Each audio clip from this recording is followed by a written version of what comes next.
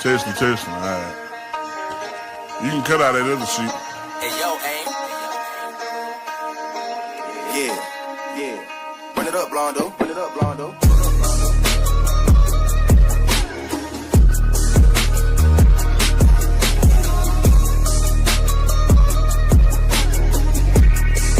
Hey, bitch, I'm from Texas, where we sit riding swangers and put diamonds in our necklace. For the drink.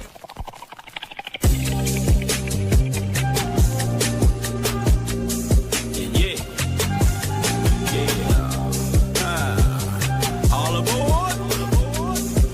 Yeah. Pimp train moving. Rollo the pimp, man. Welcome to church music. Yeah.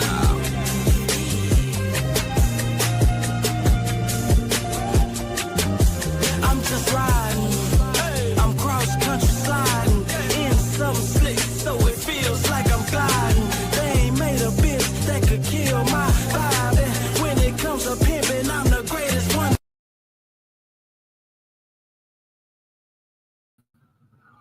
Oh, what's going on, everybody? How's everybody doing tonight? It's your boy Doc Holiday. We are back with another HBC Overdrive.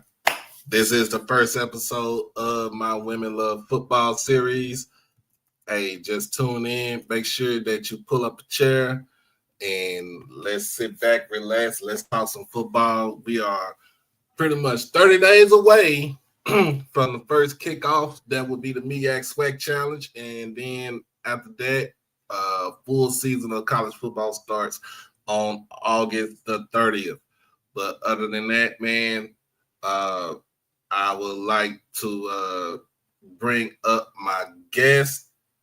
She is a graduate of FAMU, Florida A&M University. I'm about to say FAMU University.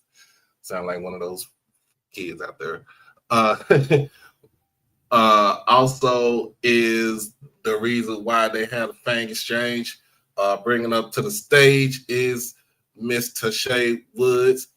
Appreciate you. Hello. How you doing? I'm doing Thank good. you for having me. All right. So, let people know the rundown on you, man. Because a lot of people don't know who you are other than being on Twitter. A loudmouth on Twitter, right? Mm-hmm. Yeah, no. So I'm like you said, I'm a graduate of Florida A&M. I'm a mom of two. My daughter is actually going to Southern University in the fall. She did not want to. She was not as smart as her mom, but she's attending Southern University. I just love my school. My school left an indelible mark on on my heart, and I love everything about it. I love what HBCUs represent, and so I just feel like I have to be like that beacon, even in trash talk. Just that beacon of support and uplift for our universities, and especially for mine, just because it is the one that gave me my shot and put me on where I am. All right. When did you come out of FAMU? So I'm a non-traditional student. I came out of FAMU in 2018. I started in 2005. And then I had a family. Like I said, I have two children. And then I went back and I finished my degree. So I'm what you would consider a non-traditional student All right. at FAMU. Yeah.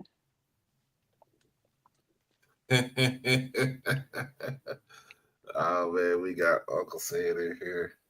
I ain't accusing nobody of doing anything. It's nothing but love, okay? On my end. Nothing but love. Yeah, you know what? It's all love until that week of, and then it's like, you know what?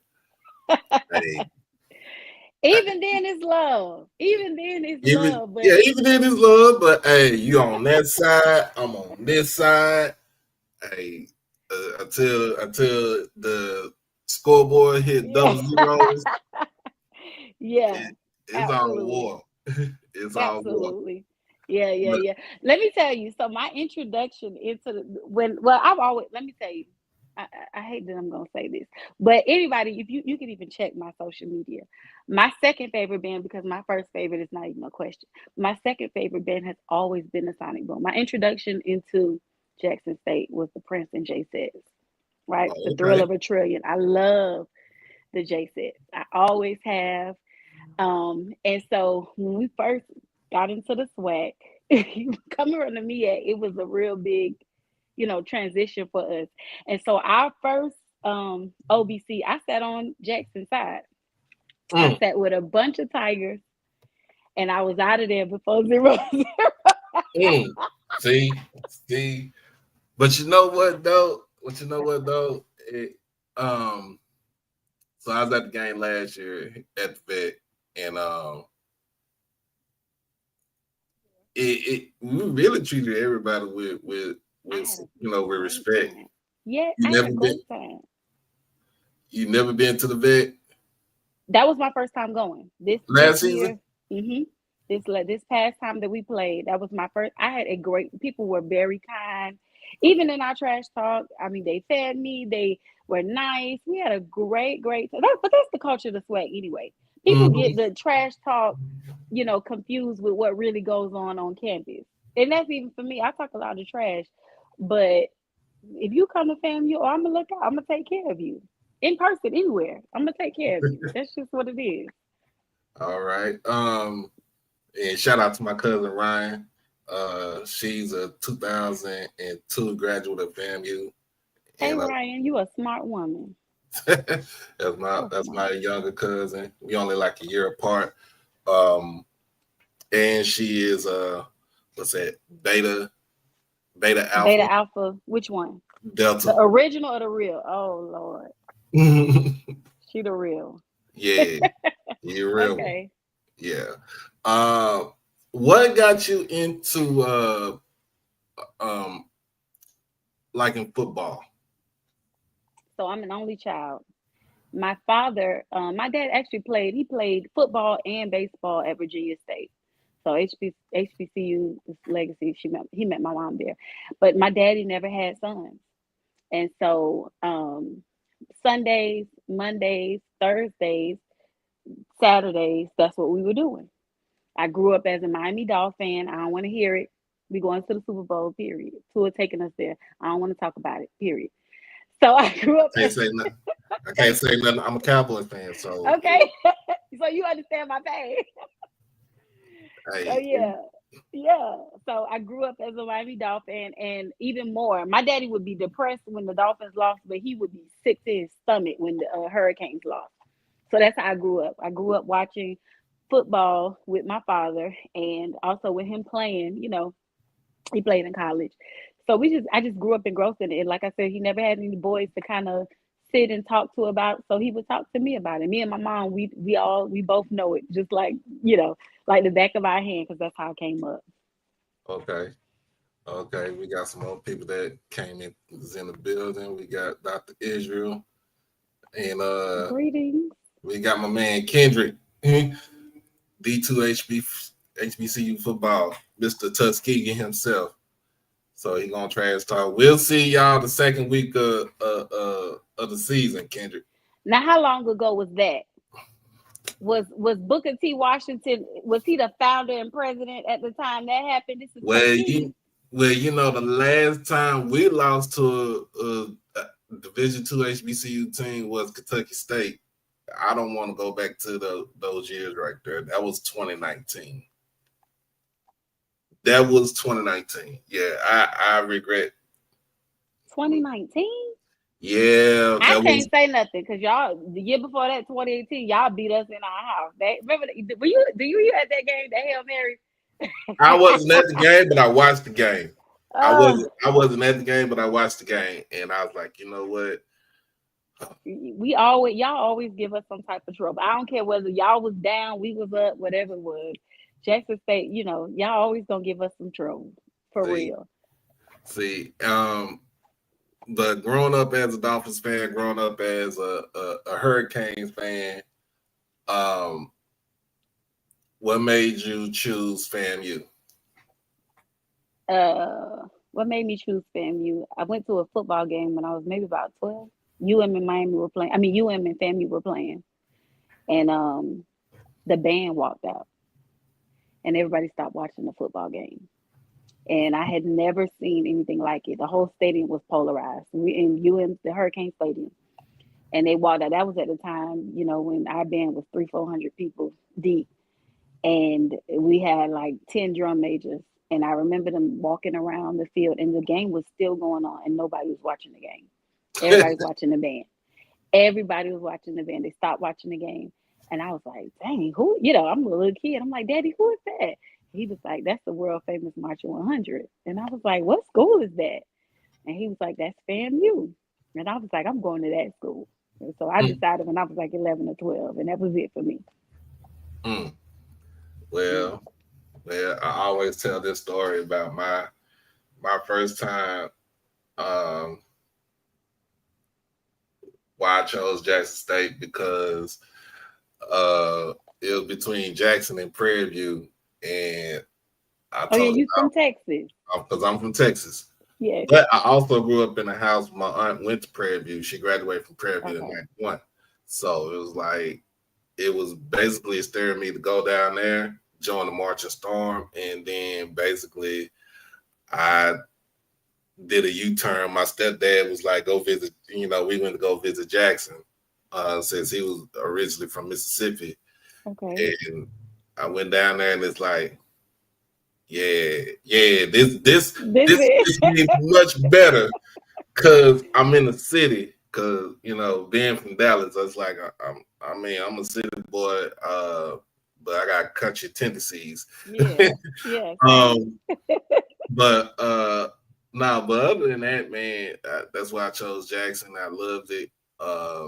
You couldn't tell my mama that she didn't go to Jackson State.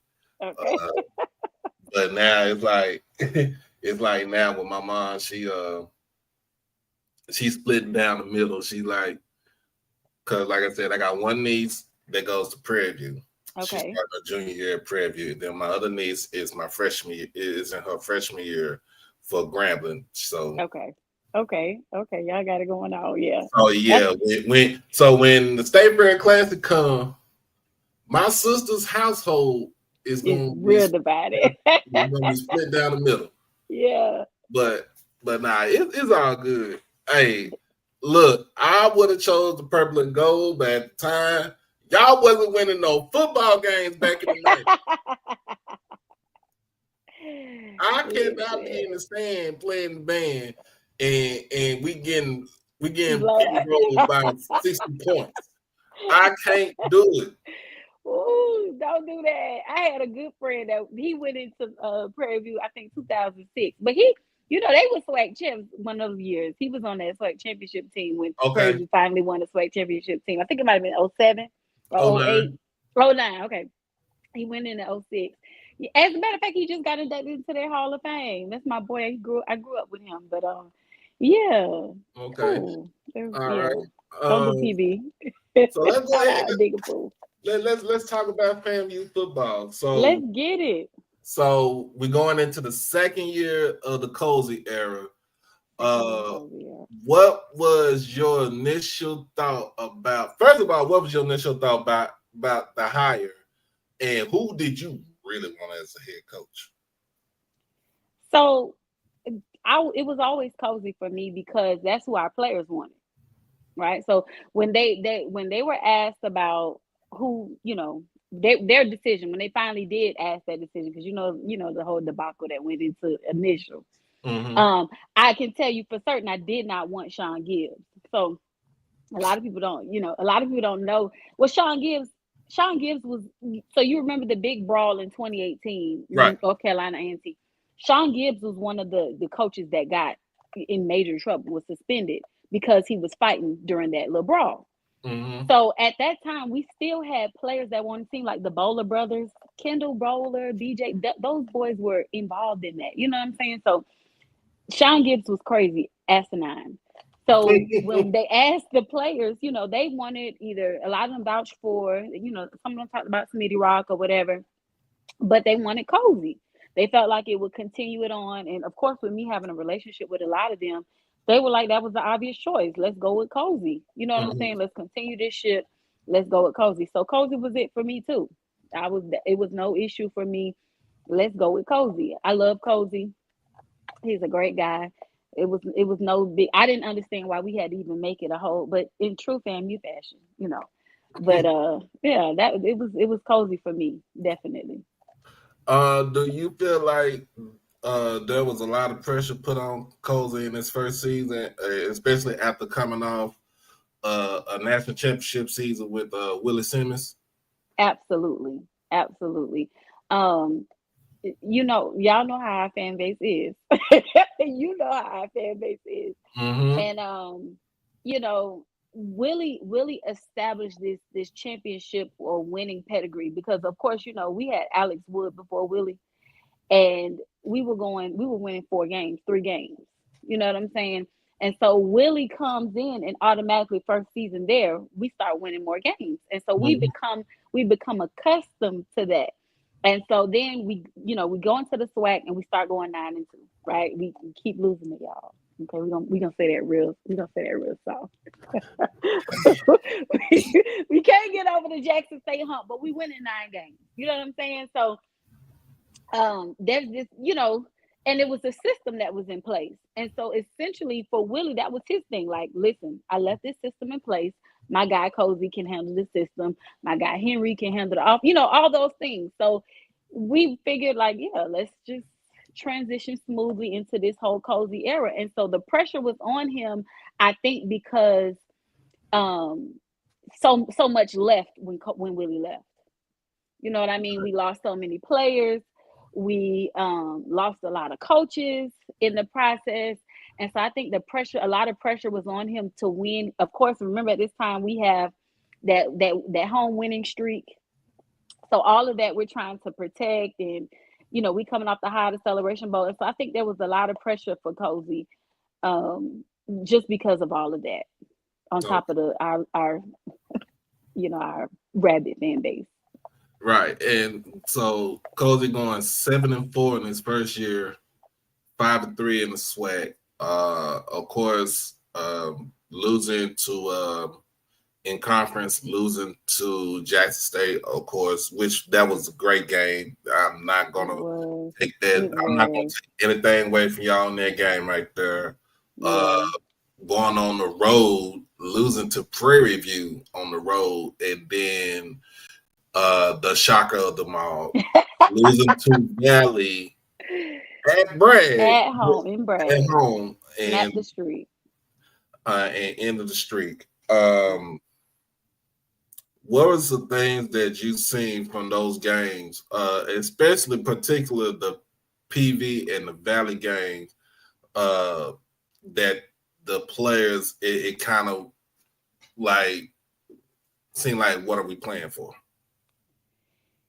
Yeah, so I think that my heart goes out to our players for real, because I think that a lot of them were put in interesting positions, not necessarily from coaches that we have still on staff, right? So I'm not talking about Cozy. Let's be clear, Cozy, my dog, okay?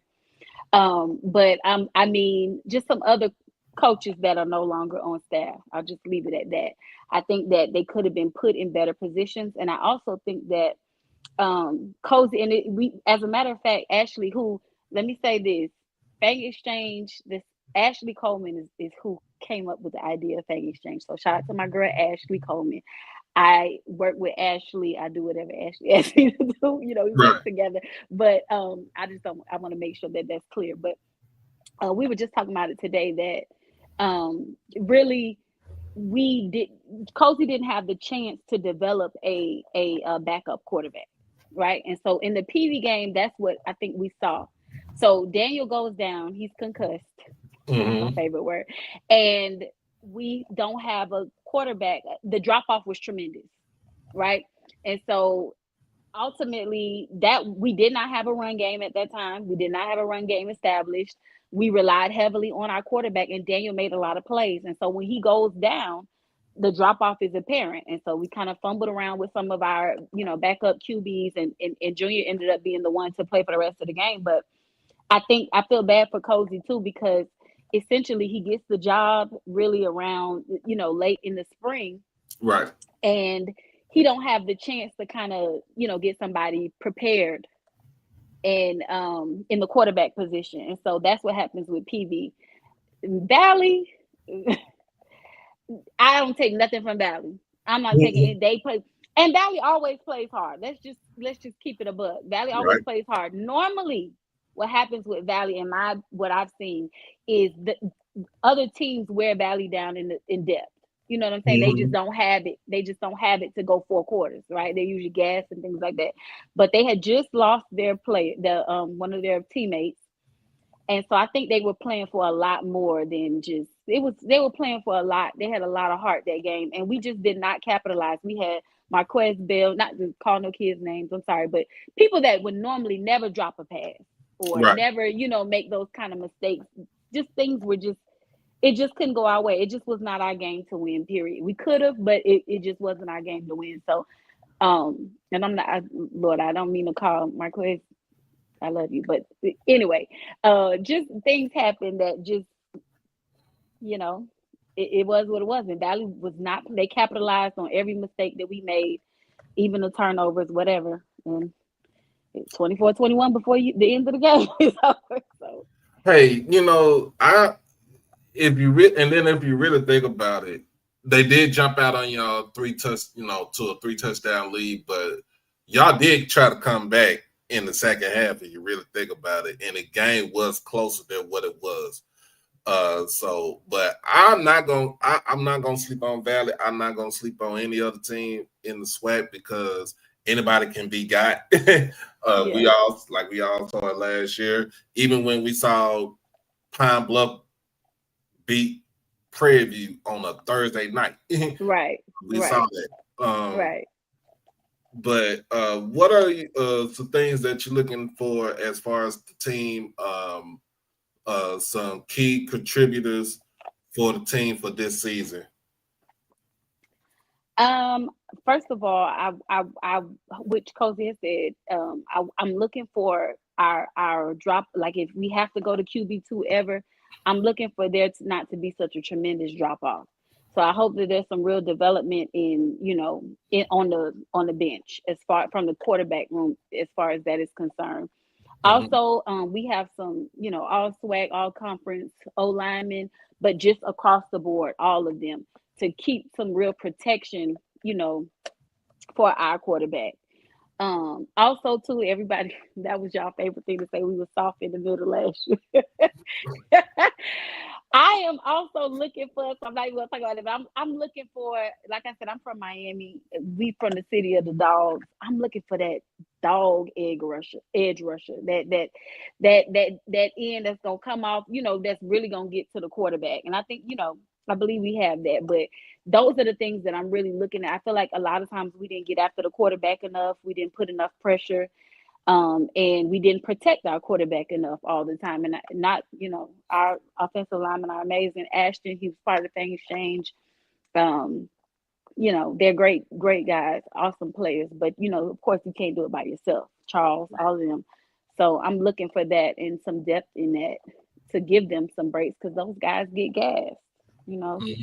Mhm. So yeah. Yeah, and like I said, this year, talking to Ashton offline, first thing I did was reach my hand out, shook his hand. This man has a grip. I was like, yeah, you was taught right. Yeah, oh, I was yeah. like, you was taught right. Like He from South Georgia. hey, you had that's that country grip right there. Absolutely.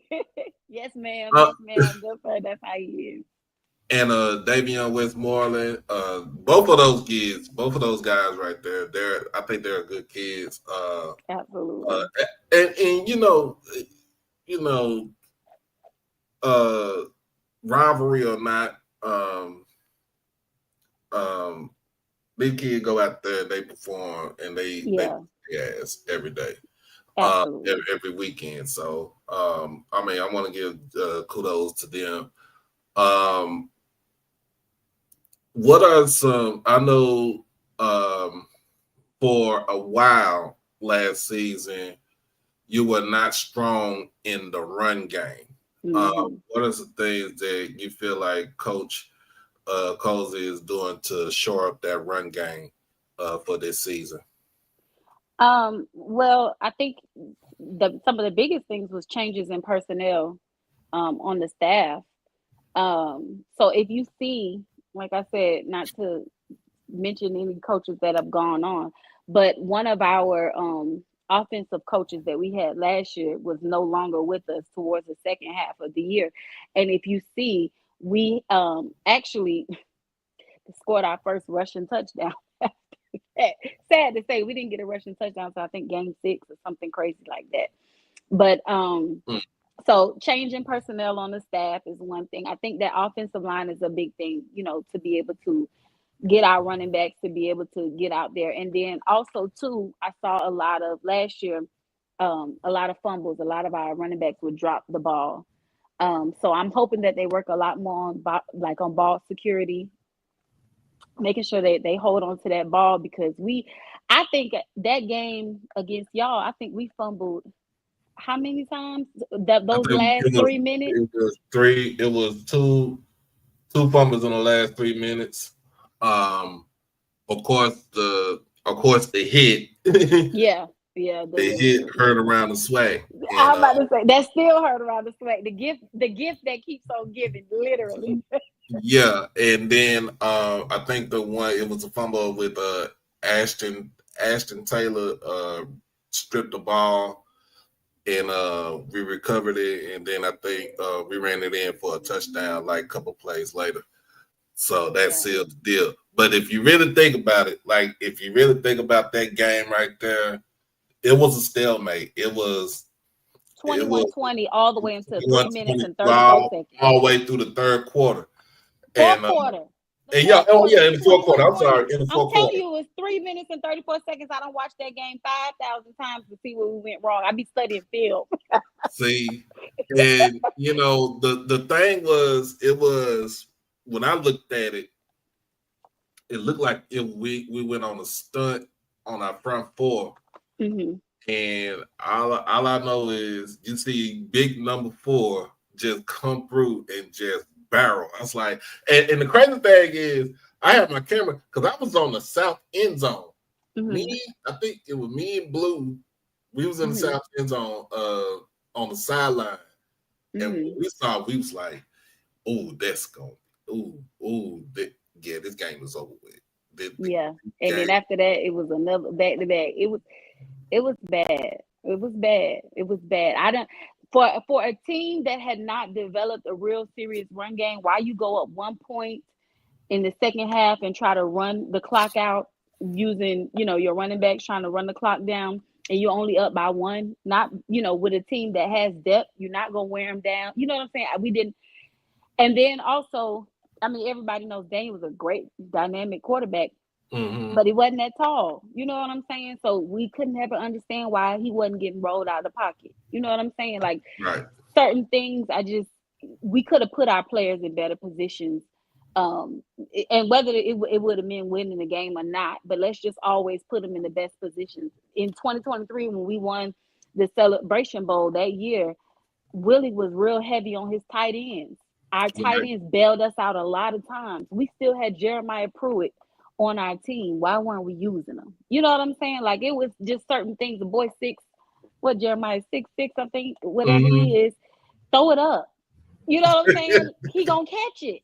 Right. Throw it up. He gonna catch it. But I ain't no coach. I just talk mess on the internet. That's it. So what do I know? But it's just certain fundamentals that I think that a lot of us saw, whether it's a rivalry or not, that just didn't make sense. Like I said, I still give kudos to both defenses because for damn near 3.5 quarters, both defenses showed up and showed out. We couldn't move the ball. Like, it was one point in time. I don't even think we got past the 50-yard line. Listen, nobody could score. I'm telling you, we were sitting over there. So you know how y'all kind of like us. Ain't no visitor side. We gonna sit wherever we want. That's how brag is too. That's how brag is too. We got an alumni side and the student side. But so we were talking mess to the people that were over there. Somebody yelled out, but he said, "Well, hell, nobody don't want to win this game." But shout out to Terenzo Quinn, y'all, DC. I don't think anybody scored on y'all the second half until was it the Celebration Bowl? I think was the Southern first game. time. The I think Southern, the SWAC championship Flag game. championship game. That one thing about it, those halftime adjustments, he mastered those, and he was shutting he was shutting them offenses down in the second half. So shout out to Terenzo Quinn because a lot of people thought he couldn't do it. He was young or whatever. So shout out to Terenzo Quinn. Yeah, I thought Who? somebody was gonna go steal him. I ain't gonna lie. Oh man, we try to keep him on lock. We try to keep I him thought on somebody was lock. gonna steal Who do you feel like should be QB1 if fall camp ended or just camp ended right now? Who you think would be QB1 right now? him. You wrong for that. You wrong for this question right here. What the QB1? I'm gonna go with the same answer that my coach goes with right now. If it, I'm gonna go with okay. I'm be fair. So if I had to say right now, I would probably say Tyler Jefferson, just because I know that Tyler probably more so knows the playbook. Um, he went through the spring with us. Mm-hmm. And I would say he's the more of the I would say Tyler Jefferson, you know, just for that reason alone. But yeah, I'm gonna just say Tyler Jefferson. Okay. I'm gonna go with him. All right. And on defense, you replacing a lot of players from defense. Who do you feel like would be that playmaker on the defensive side of the ball? I'm gonna have to go with Davion. But I am excited to see a couple of players that are returning that will actually be able to play their real position, right? So last year, because of all the mayhem and all the things that were going on surrounding that season, we had a lot of players playing out of position. We had a lot of players that were, too small for their position and all that. So I'm excited to see some of them actually their production now that they'll be able to play, in their rightful position. But I think Davion and also too, I love Cam Donald. Mm-hmm. I love him. So I'm excited to see, what he does this season. So if I had to pick, it'd probably be those two right there. And like I said, I'm looking for that edge rusher. I don't really too much know the ones that we have.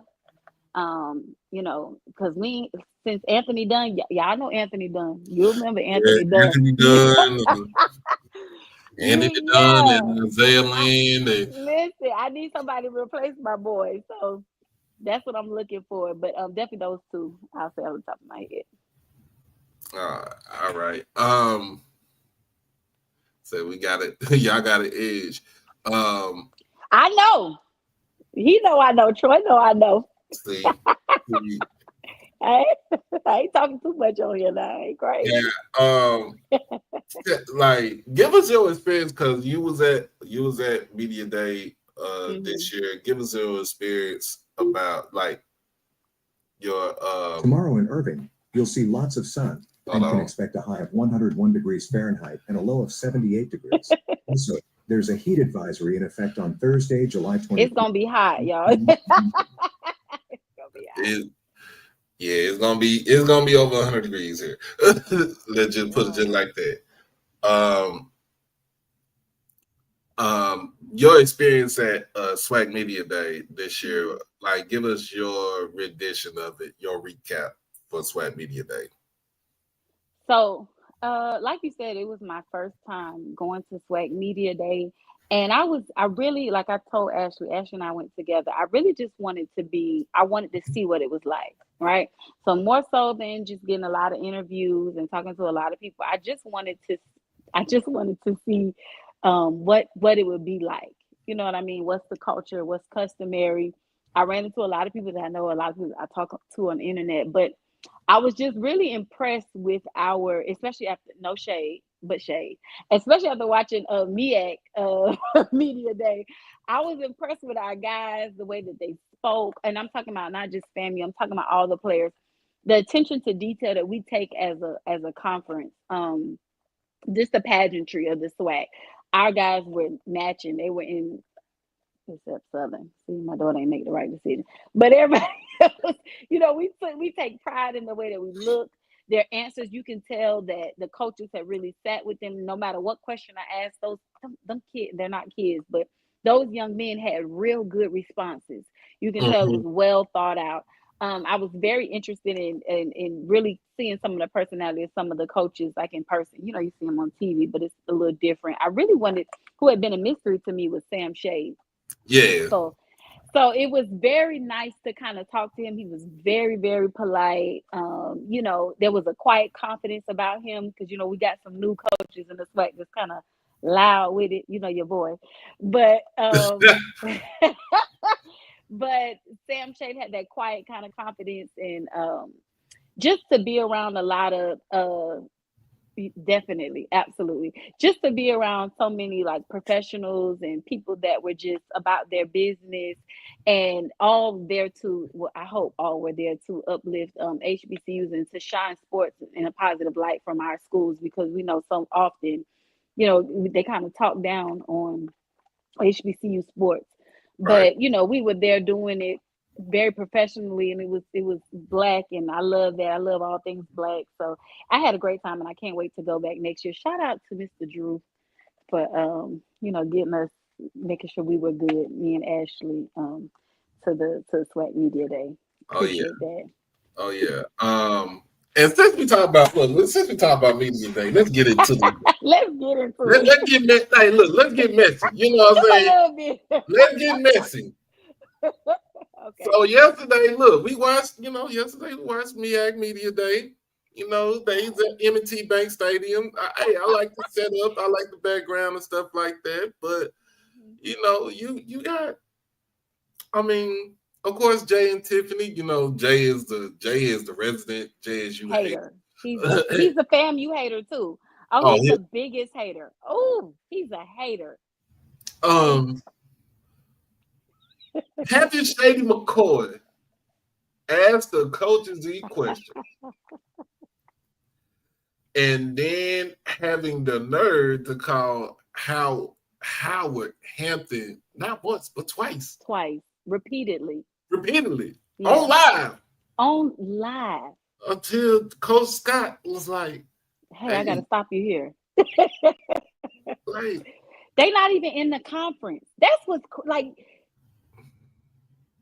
White people conference. What are we talking about?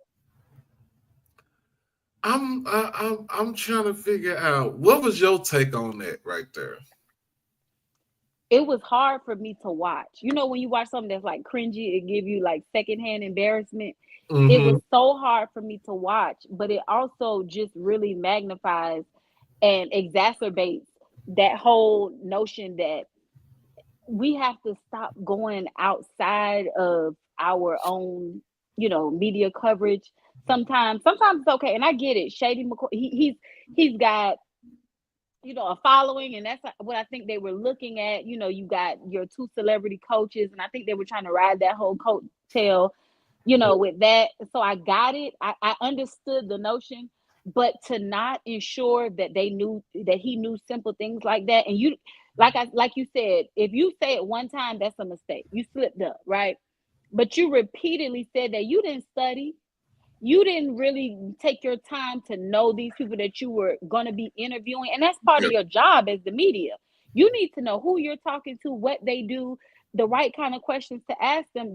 It's just irresponsible journalism, I think, is what we saw on display. It was very irresponsible. It was tacky.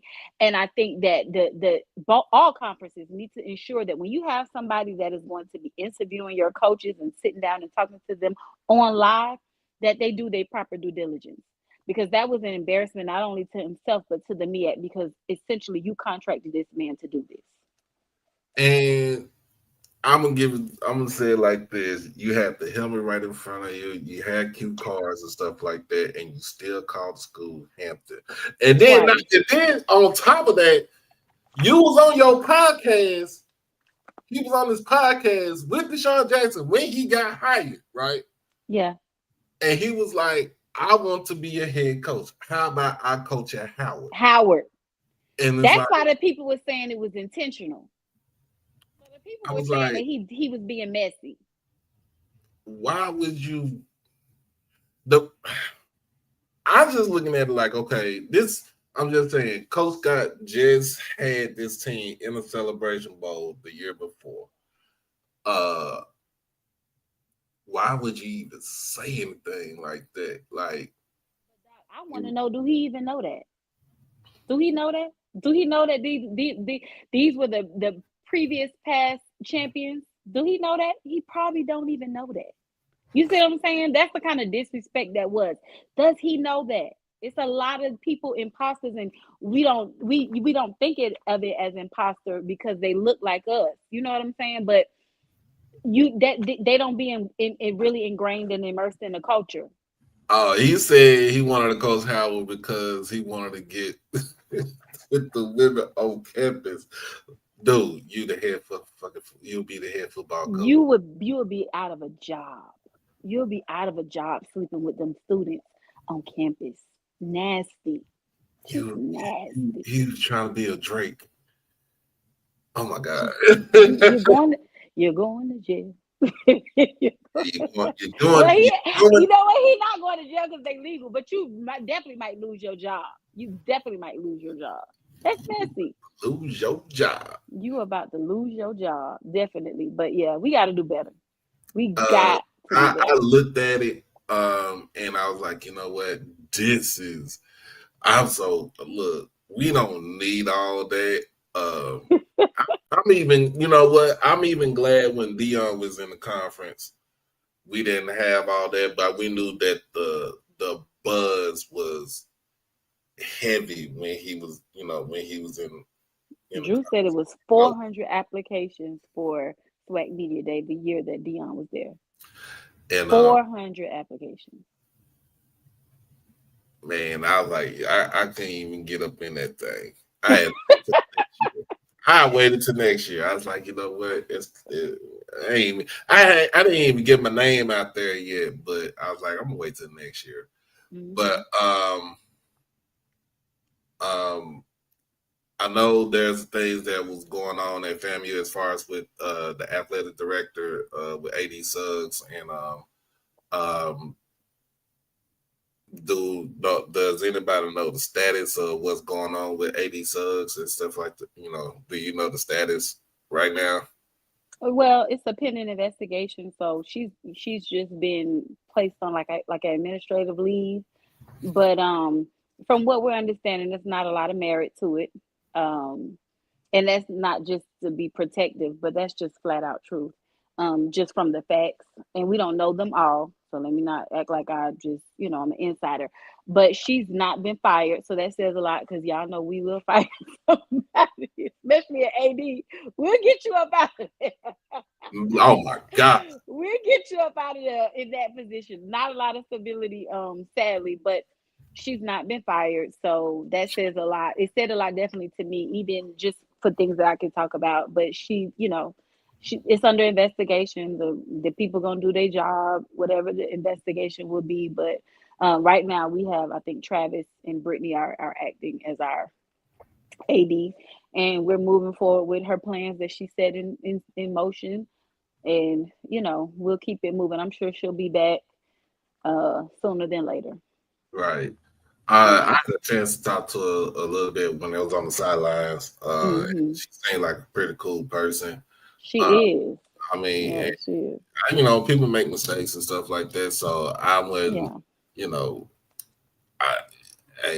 and sometimes it just it's those things that become commonplace in the workplace. You know what I'm saying? But then, we all see what's going on in our governor's quarters in Florida. And sometimes there be some witch hunt type stuff going on. You know what I'm saying? So I'm not excusing anything that she did by, whatever, or did not do, because we don't know.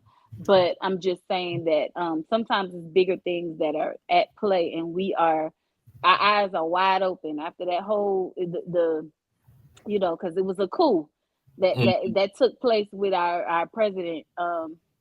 President, I ain't gonna say what we call her. The president. We already know. We look. We look. People on my show already know who she is. We hear it all the time, and I mean, it's the same thing with Dusty Jackson. It's like we don't get a choice of who will be our president because we have The a state IHL. board that does that. Mhm. The IHL does that, and Mhm. it's like we We'll all in always the be in same trouble. boat. Yep. We'll always be in Mississippi, Florida, for as long as that is the way that it is, and we don't, and Mississippi is the same thing. Black people got to get out and vote for the governor, because it just impacts so much more than that. And so, for as long as we have a DeSantis, or who y'all got, Tater Tot over there in Mississippi, it's Shoot, gonna be some bull crap. so I got I got Governor Hot Wheels. Oh, but I mean, where Jackson is, they got Tater Yeah, Tot. That's And Tater Tot. Jackson, Tater Tot. Tater I Tot. call him Tater Tot.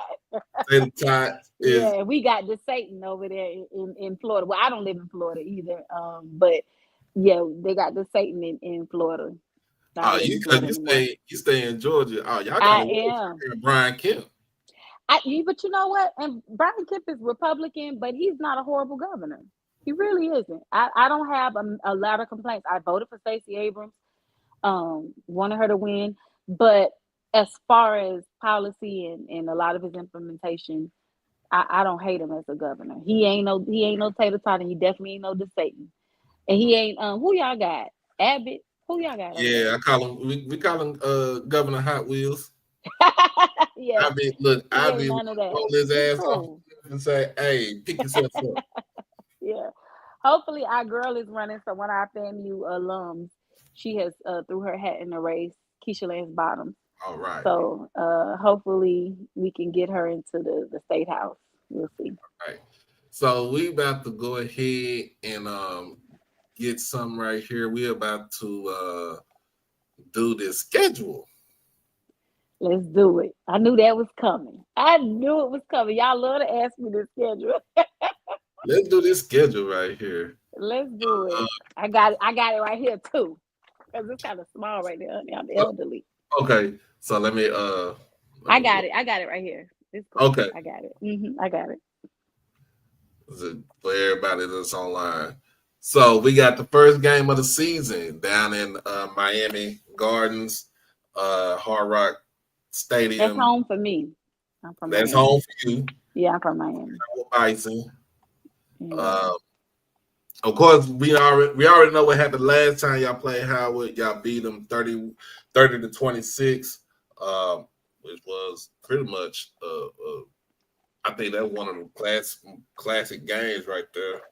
Oh, that was the worst game we played all season, really. But that year. But yeah, okay.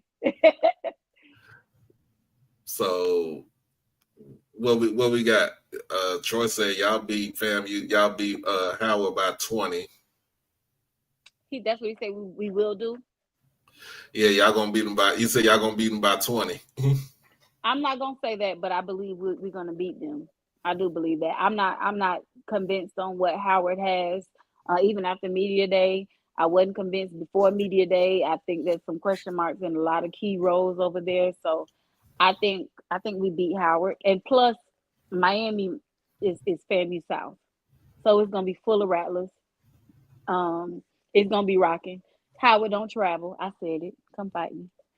So see, I can't help myself. I'm just joking, y'all. I don't fight, but it's gonna be full of rattlers. It's gonna be rocking. It's gonna be hot, and it's a different kind of heat from that DC heat. Oh my God. Yeah, it's a different kind of heat. Now, one thing I don't know, are we the home team that game? That's what I was looking for. Only reason I'm asking is because that's going to determine what side we on in that darn Hard Rock Stadium. And the last time we was in that stadium as the visitors, we lost 59 to 3. Woo! The heat on that side, listen, it's you. Can you imagine what it's like to sit there in that heat and watch your team? I it's been a long time since I've been in Miami, but Listen, it I was so hot. It was so hot. It was so hot. And that visitor side, you just literally cook because the sun is just right there. So I hope that's a home game for us. I got to check that out. I got to check that out. I'll look that up to see. Anybody know? Penalty Talk usually know. Is he still in the yeah, Is he's he still in still the in the chat. comments? Okay, well let me know. He usually know. But He said that y'all the home team. oh, perfect. Great. Yeah, it's a dub. It's a dub. I mean, it was a dub anyway, but it's definitely a dub. They gonna be falling like how Norfolk was. We did the Select Me challenge last year. Mm-hmm. Norfolk was dropping like flies in that heat. That heat down when you come down below the Mason Dixon, start getting into Georgia and Florida. The heat is different, and them people up north, they can't deal with it. See, It's that's hot. what's gonna happen when we play when we play Hampton for the first game. They're gonna realize that Mississippi Heat is nothing It's to play with. sweltering. Yep, they gonna be cramped up. They gonna need pickle juice and IVs and all type of stuff. They don't that north they can't deal with it. It's a different. We make them different down here to play in that kind of heat. So I got that one as a dub. All right. The following week, y'all are back in South Florida to take on Florida Atlantic. That's you give me my check. Yeah, And we about let's just get home and be safe. Let's get home and be safe. I hope we can make it competitive for at least the first half. Um, let's get home. Let's get everybody in safe.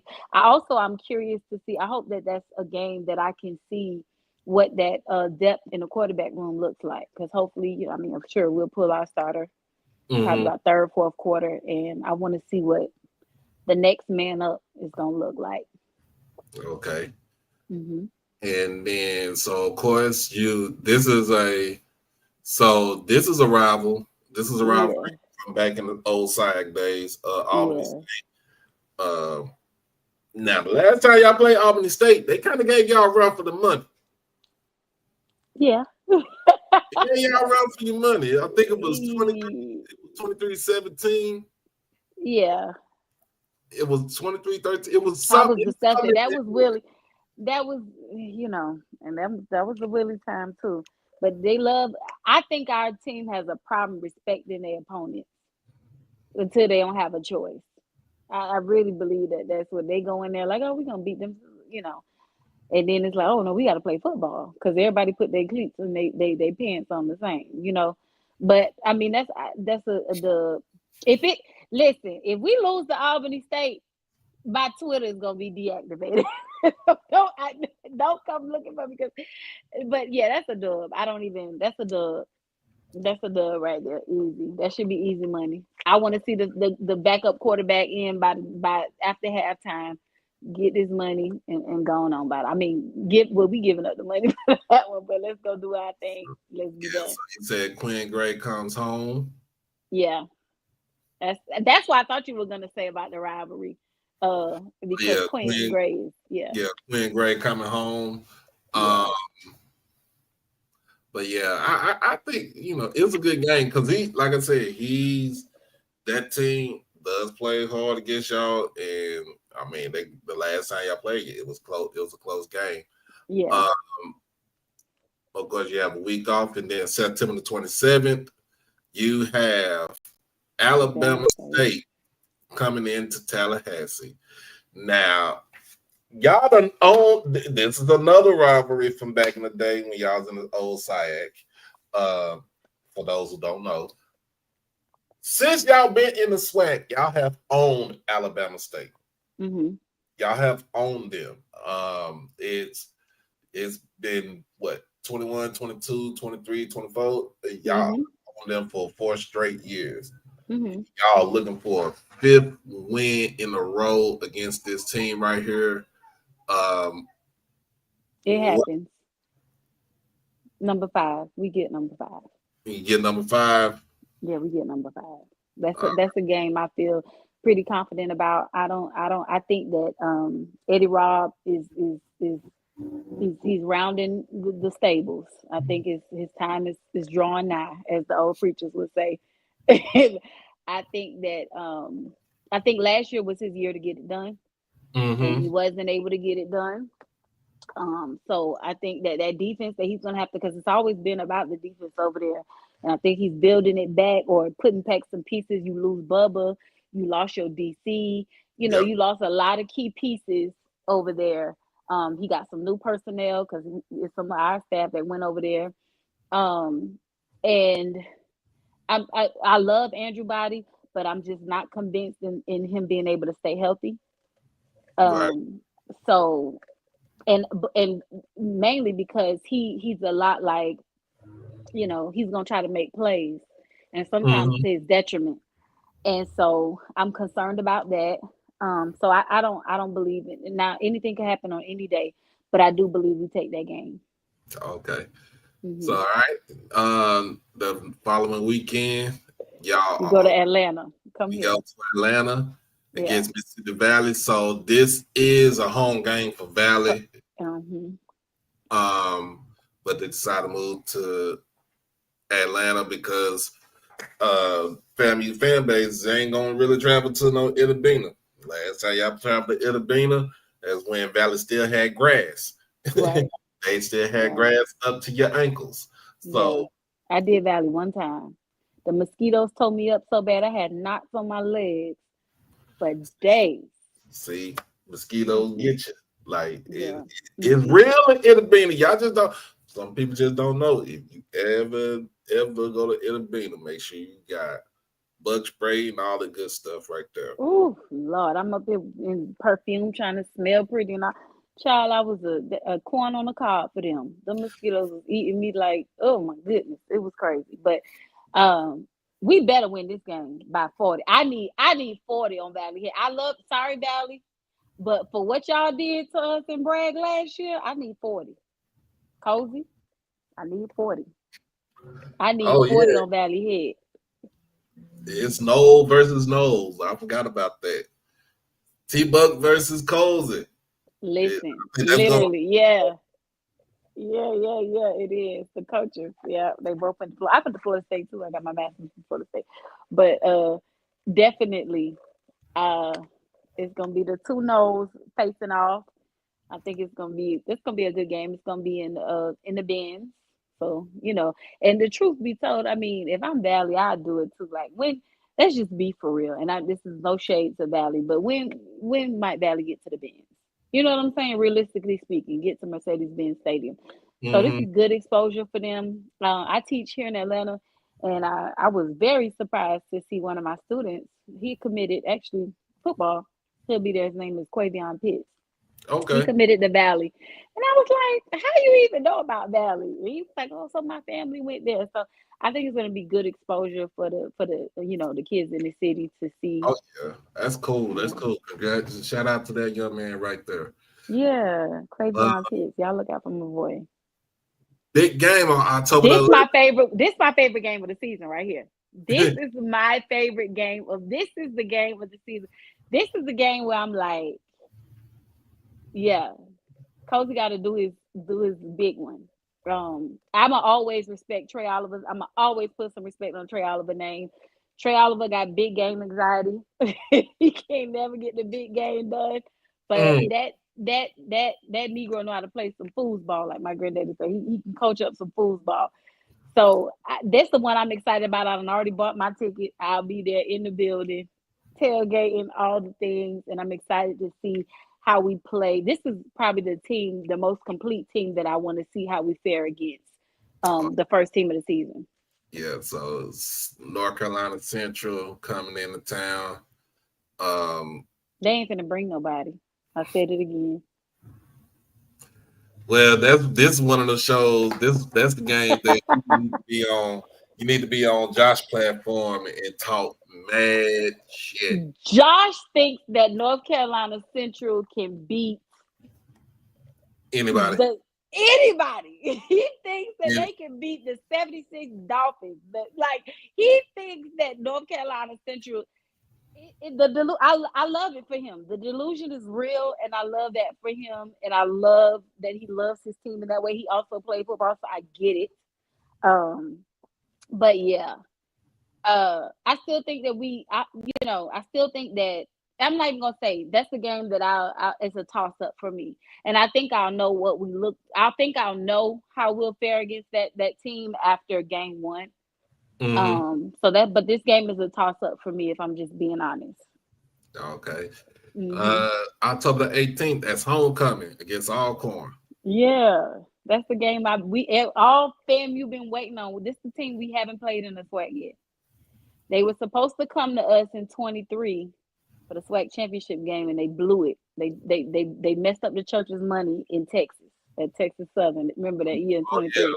They blew the pants off of Southern. Then the next week went and pissed down their leg in Houston at Texas Southern. Man, my man L.O. Ladarius Owens I think he had close to 200 yards in that game rushing. And I was like, you know what? Against Alcorn's defense, they put 44 points on that defense. I didn't understand that. I did not understand that. I don't know what happened, but we've been excited for this little They game. were not prepared for that game. They weren't. I even talked to Coach McNair, Mm-hmm. and he said, in a sense, he's like, we were not prepared for that game. But I don't know if it was because it was Sunday. Was it, It was on a Sunday because they moved. I don't know what that was about. They moved the game. Mm-hmm. Yeah, that was crazy. But we finally get that game this year. That's homecoming for us. And so when I was at SWAC Media Day, Ja'Cory and Sue, so I was talking to him, and we chopping it up and we laughing around, and I was telling him, he's probably gonna be one of the better running backs in the SWAC this year, and all those things. And he was like, "Hey, I got a question." He said, "Why y'all tried us?" And I said, "What you mean?" He said, "Y'all scheduled us as y'all homecoming upon it." I say, no. I had to clear it up because he had a little chip on his shoulder about it. So for everybody, we normally do not even have homecoming until late October, sometimes early November. But the rest of our next home game, it was going to be a Florida State home game as well.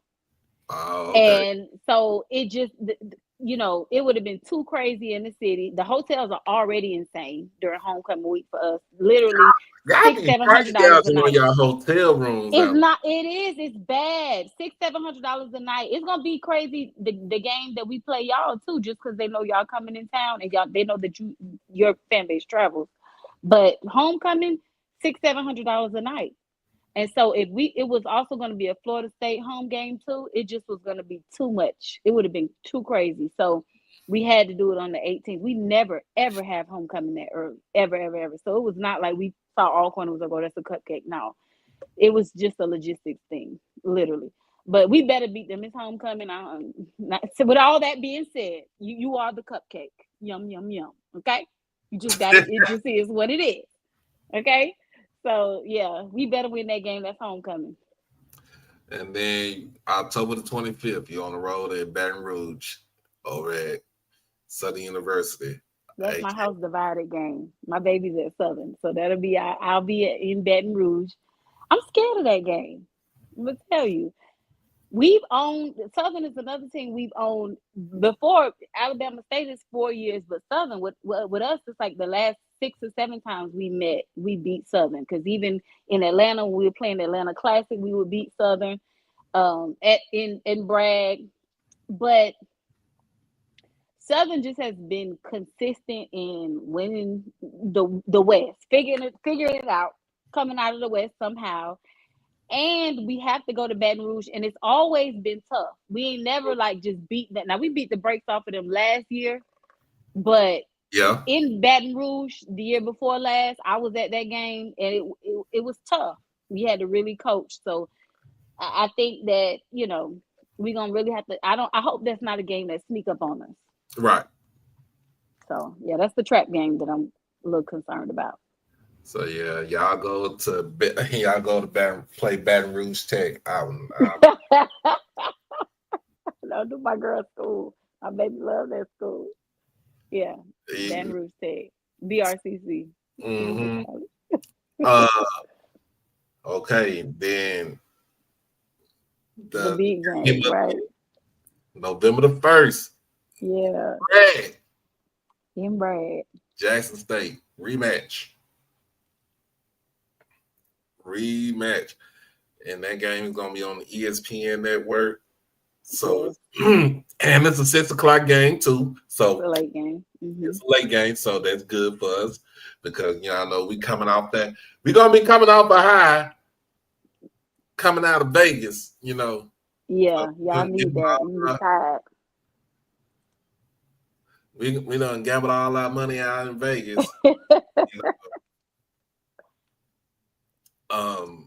We go to FAMU. Like, of course.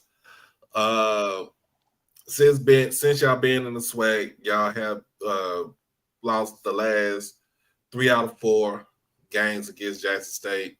But since 2018, 4 out of the last 4 out of 5.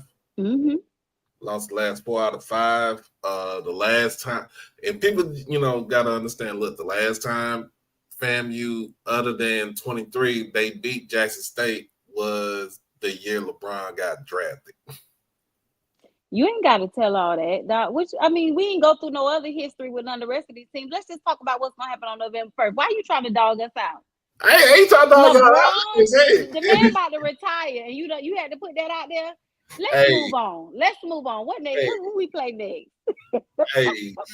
Yes, look, the Boom will be in Tallahassee. I heard. The Boom will be in Tallahassee. So y'all bringing that pet band? Y'all bringing the pet band, or y'all bringing everybody? Because y'all know y'all like to bring a few pieces. It's everybody. It's everybody. Listen. That game right there, I'm not going to that game. I'm telling you right now, I won't be at that game. It's gonna be enough people in there for everybody. I can't. Oh Lord! And you know what? At this point. I don't even get uptight about the game. The game got to be played. That's all I'm gonna say. Yeah.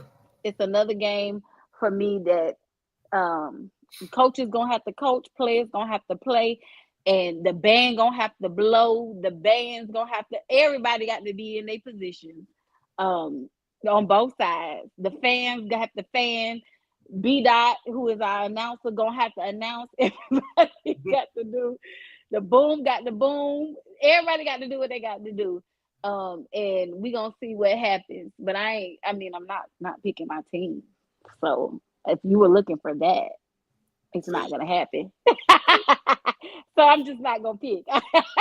It's got to be it. This is like the Thriller in Manila, man. Rumble in the Jungle. Like this is one of them. This is one of those games where I think it's gonna be epic. It's gonna be a classic. We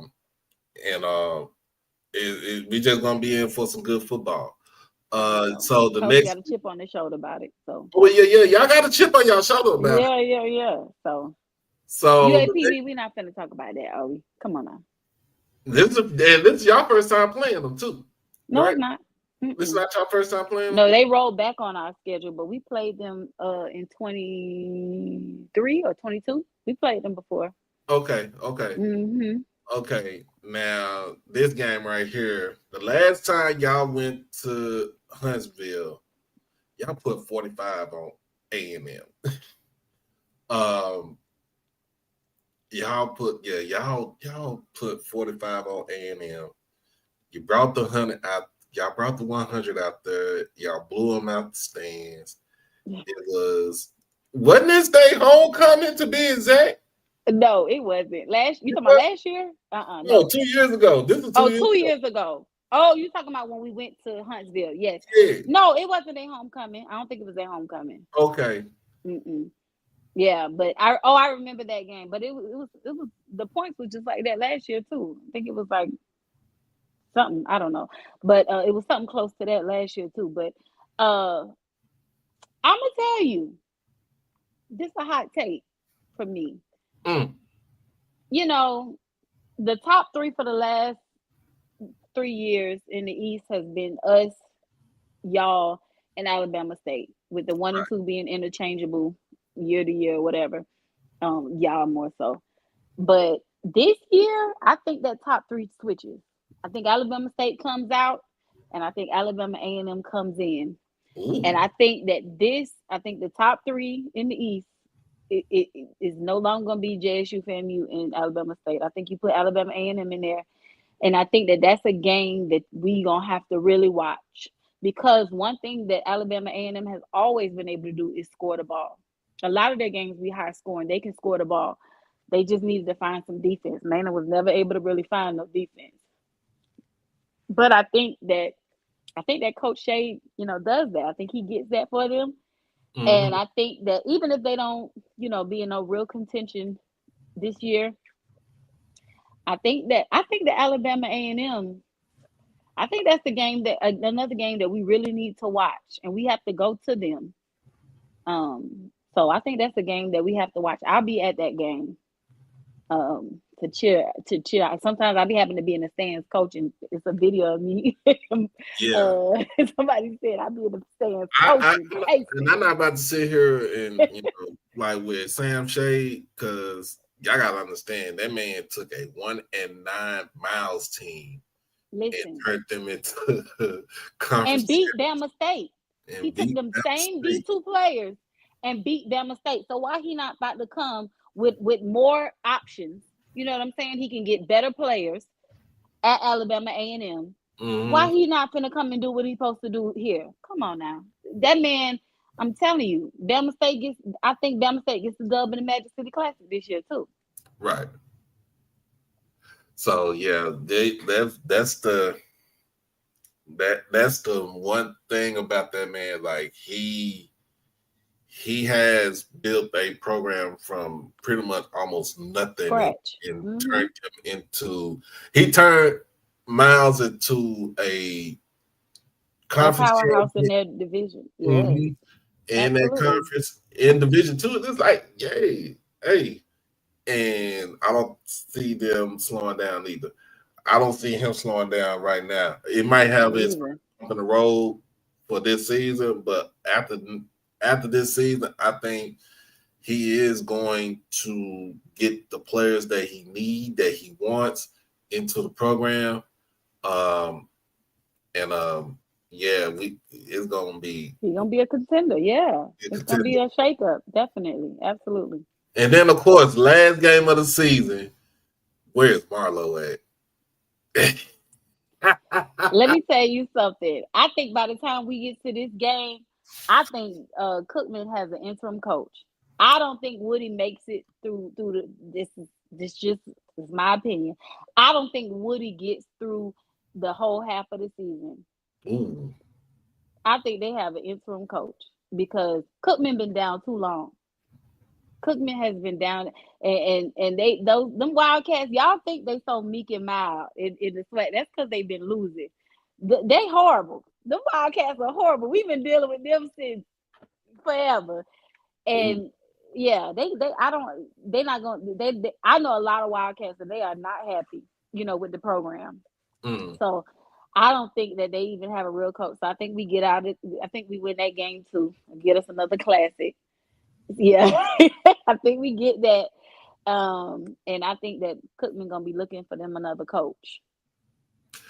Yeah, I think so with Coach Woody, because I didn't talk to him this year. I think, to me, losses, like the big loss was against Clark Atlanta last season. That was horrible. Y'all was up the whole game. They were up the whole game and went to bed. Some people came back to beat you. I mean, it's like, you know what? Like, y'all don't need to have no team on the field. I don't know. What are y'all doing? Like, just to me, like, it was coaching though.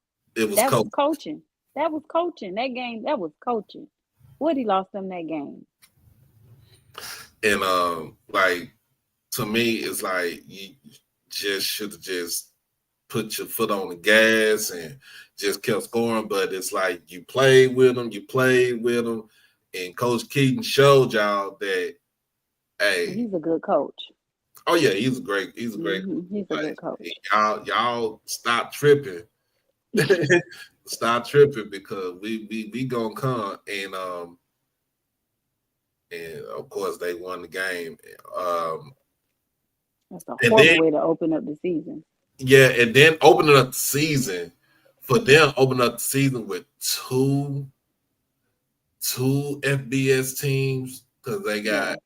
got what's that They played FIU this year. FIU first, so they got Willie, and then And he gonna beat the snot off of them.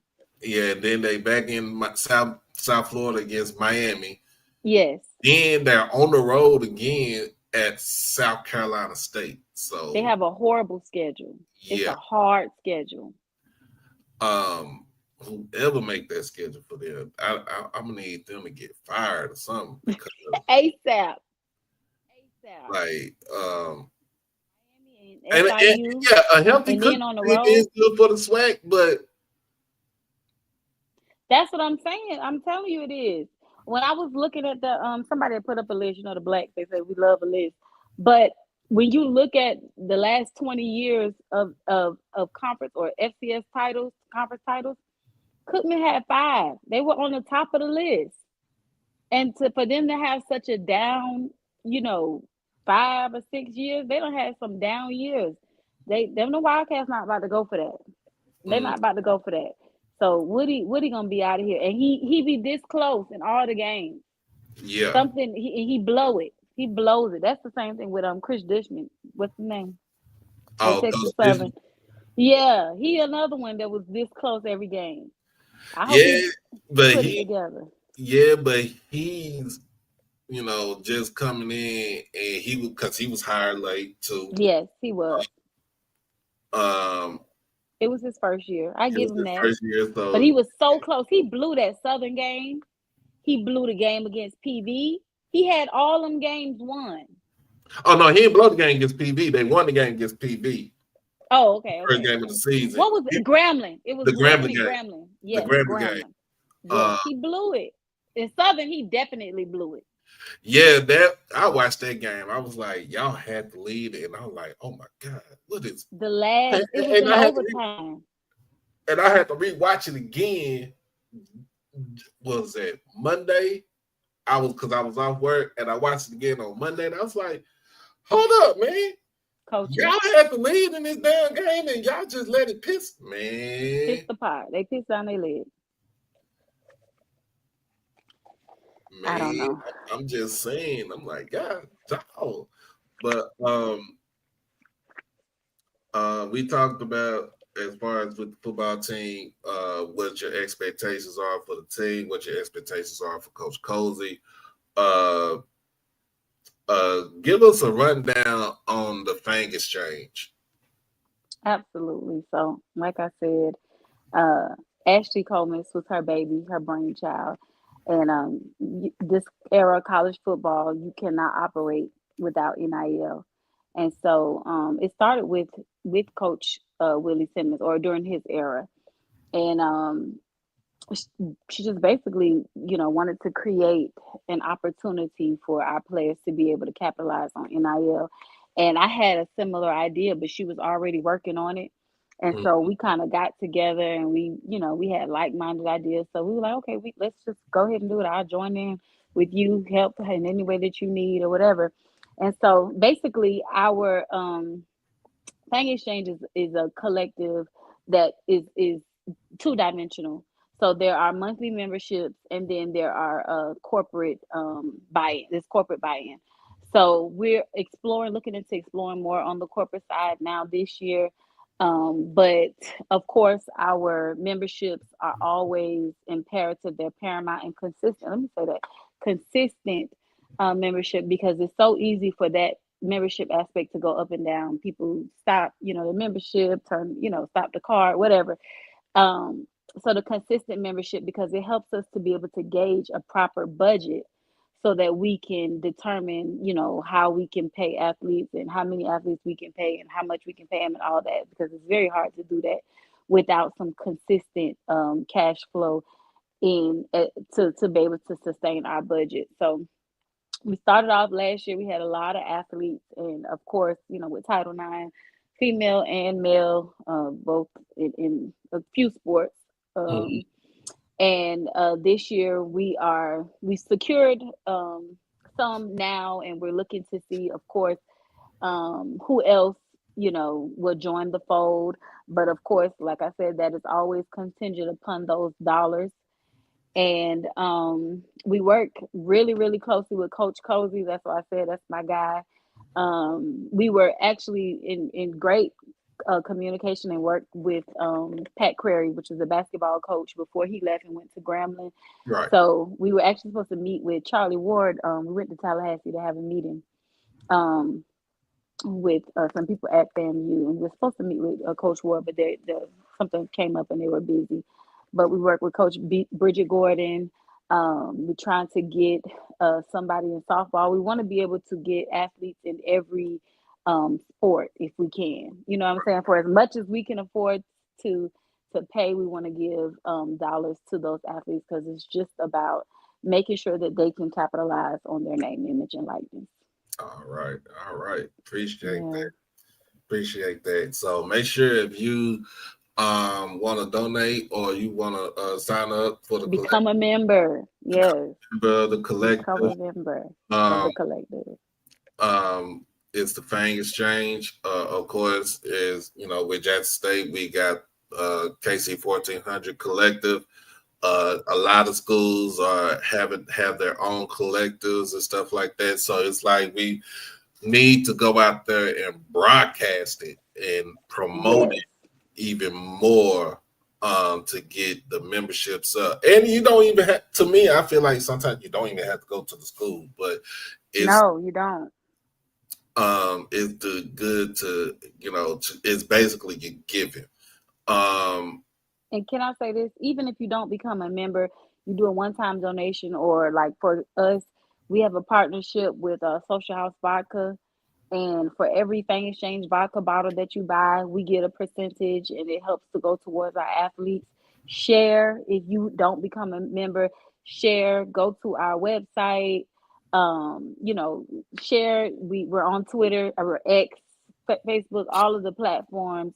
That helps a lot. Become a subscriber to our channel. Ashley and I go live weekly. We're starting back up when football season starts up. So, anything, even if you cannot become a monthly member, it may be too much of a commitment. One-time donation, or if you like to drink, go buy some Social House vodka, and buy the Fang Exchange bottle.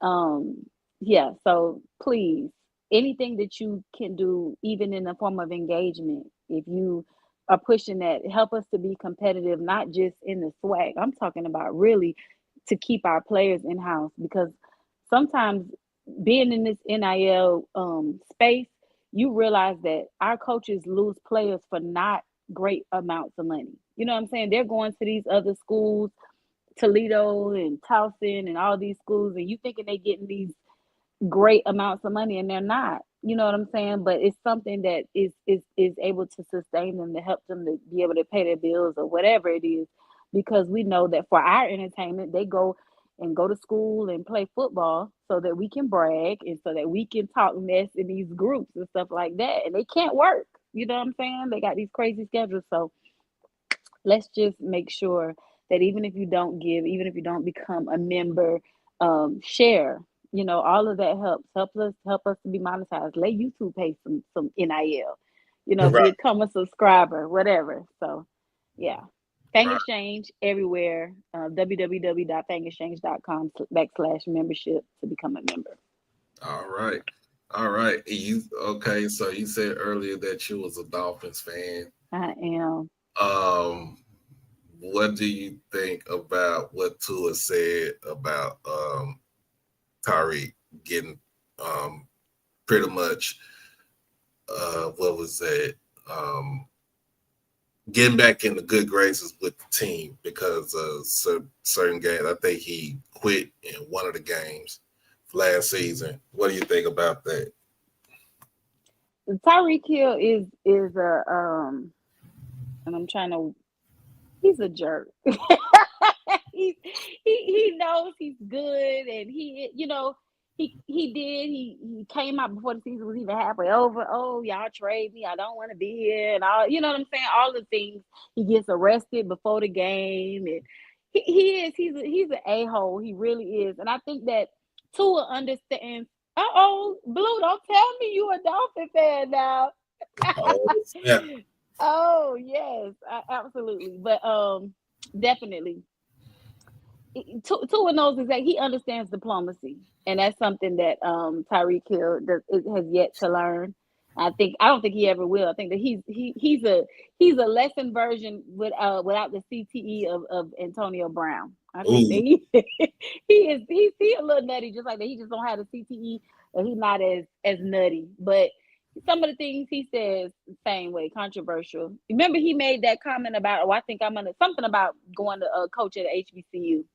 Like it was just something to just go do. He said that too. Yes. Yeah, he always saying something crazy. So sometimes when your talent far surpasses your common sense, and I think that's the problem that Tyreek Hill has. No, you don't need to go back to Patrick. They let him go for a reason. So another thing that was in the news last week was Teddy Bridgewater getting suspended by Miami Northwestern High School because he decided that he wanted to be there for his players. Yes. Yes. What are your thoughts about that? Teddy. So I know him. Teddy, like he's from Miami, hometown. I'm from Miami. Teddy is also unpolished in the way of what things that you should say and things that you shouldn't say, because his heart is genuinely for those kids. Mm-hmm. And Miami Northwestern although it's an inner city school in Miami, they are world famed because they produce a lot of athletes. A lot of NFL players have come from Miami Northwestern. And so they have this in Miami. If you're from Miami, they have a brand, an image to maintain, and they just don't like to be spun in the wrong kind of light. And so I think that initially the idea to suspend him, from what I was told, this is just, the Miami news talking, that it was just a thing like, okay, we're going to do it just to do it, just to say that we did something, like kind of slap him on his wrist so that the FHSAA, because that's who had a problem with it, Florida, the High School Association. Right. Just so they'll get off his back. But I think that Teddy continued to go and say things on the internet, on Facebook. And he called out some coaches specifically, called up people specifically, and I think he kind of pissed people off. And the thing about it is, when you got your own money, you can't be bought. You don't care about the system, and that's Teddy thing. Like everything I did for this program, I did with my own pocket. I didn't have to ask y'all for anything. So, and he said it. He's like, you can't fire a volunteer. Right. You know what I'm saying? So, I think that and so this is just the word on the street.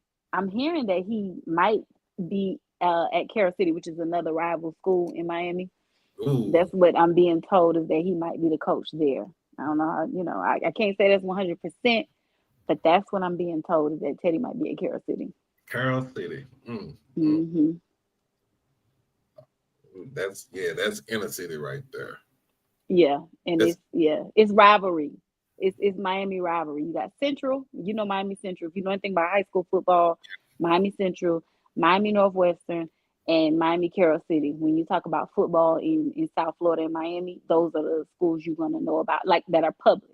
Of course, we got our St. Thomas Aquinas and stuff like that, but public schools: Miami Central, Miami Carroll City, and Miami Northwestern.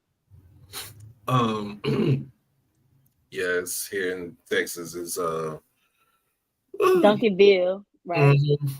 And what's the other? DeSoto. And I tell people, look, Duncanville, Cedar Hill, DeSoto. Yeah, Cedar Hill. I heard them too. I graduated from Cedar Hill, so it's all one highway. we all in the same district. It's Yeah, that's horrible. how it is. That's how it is for us too. Yeah. It's horrible. It's like, you know what? I really don't want to play these dudes no more.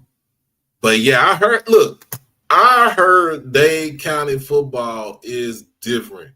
I done heard about Southridge. I done heard about Miami. I done heard about a couple of Miami schools out there, man.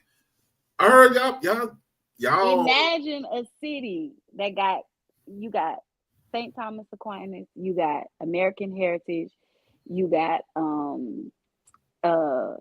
Miami Northwestern, Miami Central, Booker T, Carroll City. I'm forgetting another one. What's the other school? I can't think of the other one, but y'all know it. And then you got IMG up the road in Naples.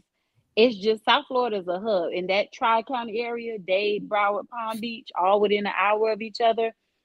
Crazy football there. And then if you get into Broward, you know, some of the schools there too. Ely, and it's crazy. Football, my son started playing football in Miami. He started at 3. Helmet's too big. You know what I'm saying? But Super Pee Wee in Miami starts literally at 3. And we talking about actual tackle football at 3. So we breed them different in South Florida. Yeah, y'all on a whole different level. Like, Yeah. you know, speed, everything. Yeah, the Skilled players. Yeah. Skilled players. That's like, the best place to get a skilled players out of South Florida. Now I give y'all Bama and Georgia and Texas for them linemen, but if you want a real good skilled player, that speed, that's coming out of South Florida. Period. Hey, that's good right there, though, man. But Yeah. I appreciate you coming on. Thank you for having me. Who do you think I should have next for my next episode? A women in sports. So why would you put me on? It's so many great women in sports. Hey. You got Erica from HBCU Nightly. You got Keisha Kelly from Black College Experience. You got who else? What's the other girl from HBCU Nightly? What's her name? Dola. She loves thee. Yes. You got so many people, but yeah, one of them, have them on. All right. You got to, definitely. You got to do a panel with all of us. Because they think that's the whole thing. I might have to do a whole I might have to do a whole panel with all of y'all. Do it. Do a whole panel. Do a whole panel and bring us all on. How do you feel about Ty being the first female to broadcast from the booth? That's so awesome. I told her congratulations when I saw her at Media Day. Because I commend her, because I love football. I know football and everything, but I don't have the composure while watching the game, especially my school. You know, Ty is at Alabama A&M. And to watch your school and try to call the game, I'd be like, I just wouldn't be no good. I'd be like, Dad, don't drop the ball. I'll be yelling and screaming all over the mic. So that's dope. I think it's so great for her. I think it's a big step for women in sports. I commend Alabama A&M's AD. I love him for seeing that vision and putting her in place there. I thought that was dope. So I'm excited to see how that's going to be this season. I'll be listening out for Ty. You know she's a rattler. She's a rattler first. She's a rattler first. Give us our props, okay? We breed them well. But yeah. I'm excited for that. I the first time I met Ty was at Swag Championship game 23, and I came down to Taché. Okay. We had a good conversation and everything, and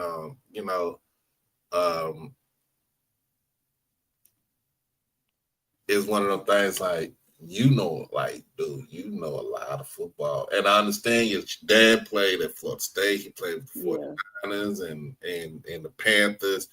But at the same time, it's like, you know a lot of football. Like, you're not that type of you're not that type of chick that just I'm just here just to be here. Like, you know your sports.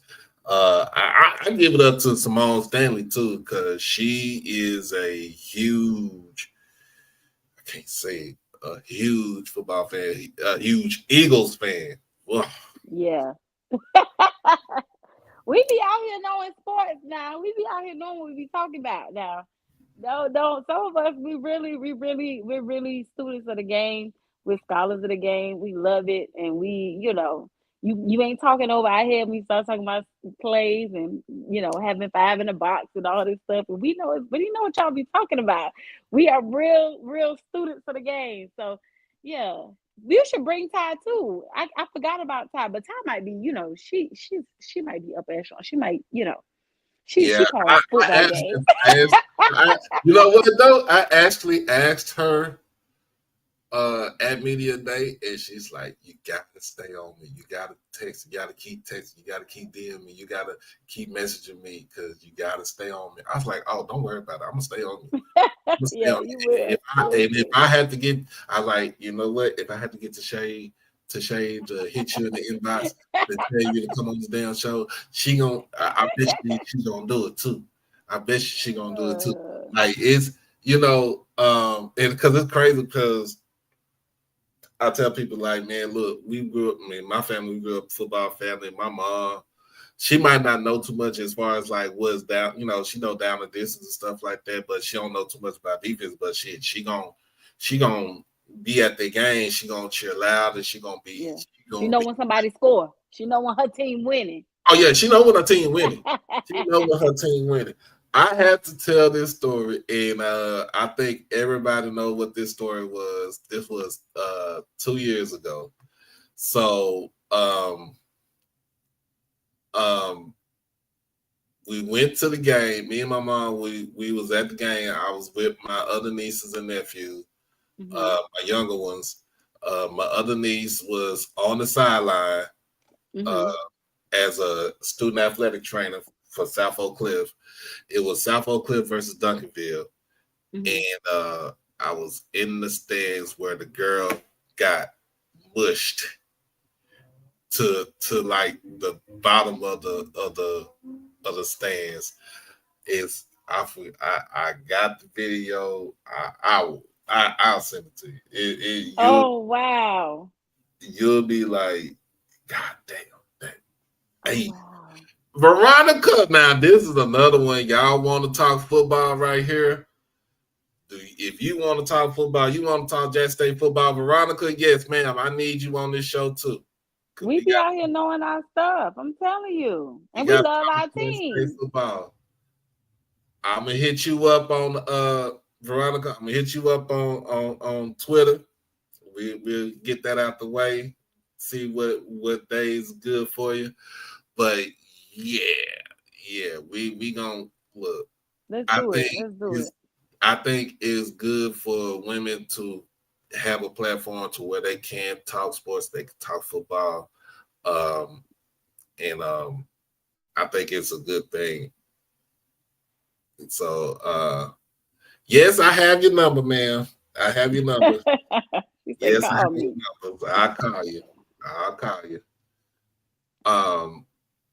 But yeah, I think it's good for women to be out here express themselves about sports, about football specifically, and let folks know, like, y'all know what y'all talking about. Yeah, we know a little something. Absolutely. But let everybody know where they can find you at on social media, and give me your last words. So on Twitter, on Facebook, on Instagram, I'm the loudmouth Taché Woods, spelled just like that. That is my real name. My mama named me Taché. But yeah, Taché Woods. I'm Skirts and Sports on Twitter, but Taché Woods everywhere else. My last words, of course, for all the rattlers, non-rattlers, HBCU fanatics, donate to Fang Exchange, donate to whatever collective you choose. At this point, just donate because we are trying to be competitive. We're trying to secure our players and make sure that we can keep our HBCU players at our HBCUs and make sure they're not poached to schools in Toledo, Ohio, somewhere. So give to your school's collective. If you are a rattler, if you are a rattler lover, if you're a fanatic, if you're, an alum, www.fangexchange.com/memberships. Pick a tier, pick a monthly tier, become a member, give one time, buy some merch. You get merch quarterly. We have a new T-shirt that's rolling out. Everybody loved the hat that we had. So pick a tier, become a member, support Fang Exchange, so that we can in turn support these athletes. All That's right. it. All right. All right. And as always, look, y'all be blessed. Y'all be safe. Hug your loved ones. Love on your loved ones. And as always, crash out on your kids and beat them out of the penitentiary. Very good. That is my thing. I appreciate y'all for coming on. I appreciate everybody for joining us. If you haven't done it by now, make sure that you like, comment, share, and subscribe to the channel. Make sure y'all follow Miss Taché on Twitter. She be having some funny insights. She be talking her shit on Twitter, especially when football season comes around. So look, this is all healthy banter. Absolutely. Yes, man, make sure it don't matter who you with. Make sure you give to your school, donate to your school, because we try to keep our homegrown players in house, no matter what school you go to. Don't be like that fool Shady McCoy yesterday, and mess up on a certain school's name, until they actually play each other. Other than that, that's about it, man. So I appreciate everybody. We'll holler at y'all. Y'all be easy. Be easy.